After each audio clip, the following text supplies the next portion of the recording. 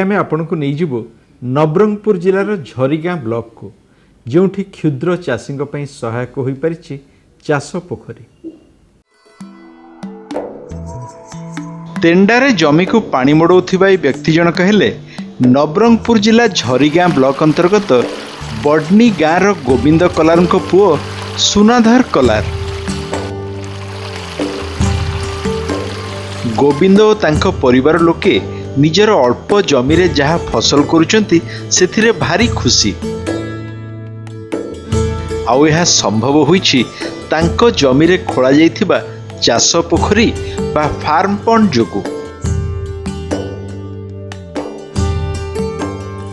पोखरी खोला रे खर्च होइथिबा 50,000 टंका गोविंद को देबाकू पड़िनी, बरं महात्मा गांधी एनआरजीएस रे करा जिवा फल रे गाँव अन्य गरीब लोके गोविंद तत्वावधान रे माटी खोली मजूरी पाइछंती। पोखरी नथिबा जो आमर पोला रोपा ये चाष बास्ता असुविधा है।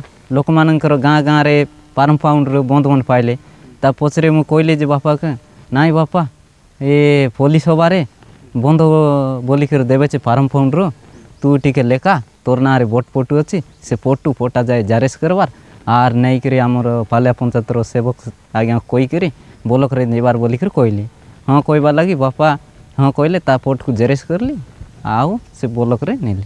ये जो गोविंद कलार जो फार्म करछंती से फास्ट तो ना ग्राम सभा जो अनुमोदन होता पुलिस सभा माने भेरीफाई कला ना सिलेक्शन कराला आम सब जिन जेरेक्स नेलु photo vote vote photo vote voter परिचय पत्र जो लैंड प्रॉपर्टी परिचय पत्र सब जिन नेलु ताको आम ब्लॉक रे देलु जहाँद्वारा कि वाटर पाइले 50,000 टंकार। सेटा महात्मा गांधी निश्चित कर्मनियुक्त योजना 2009-10 रे ताके ग्राम सभा द्वारा मनोनीत होती से कार्यादेश पाइकरी आमर जो गाइडलाइंस अनुसार काम करछंती 70 foot by 70 foot deep 10 foot हिसाब रे करछंती।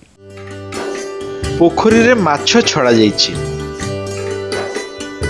आउ हुड़ारे विभिन्न गछ लगी भविष्यत रे अधिक रोजगार रो आशा रखिछंती गोविंद को परिवार।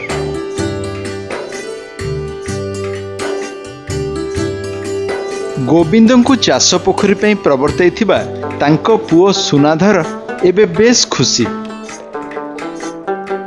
पोखरी पूर्वर पानी असुविधा बेसी होइतिला मु छोट बेलरू भी सिंती चकचुकिया चाषबास करवा लगी कांदरे डाबा कावड़ी बोईकरी पानी टेंटतिली असुविधा ही गला से टेंडारे पानी बाहर कर वार्कर जेते बेले पाइलु से देखलु जे 50,000 टंका साक्सन नेला से से टंका को सब को ये बंद रे एका कुली वाला को देली देकरी ये पोखरीटा करली। पोखरी पानी को सेच पई उपयोग करी टमाटो साग और अन्य पनीपरिबा चाष संग को भल मका मध्य ए वर्ष अमल करिसेंती सेमाने।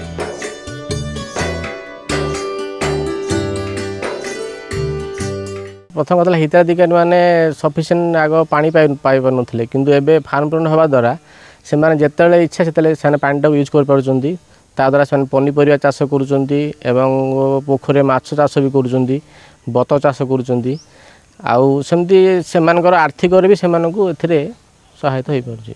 ये पोखरी गुरारे साग लगी सेमी करछि सार नड़िया गछ 7टा खंड करछि सागुना गछ 20टा आर ओइन रोड साइड रे नीलगिरी गछ लगाई घर कुड़िया असुविधा जंगल सरीगला से 30टा नीलगिरी गछ लगाई सीटा चाष अलग जगार।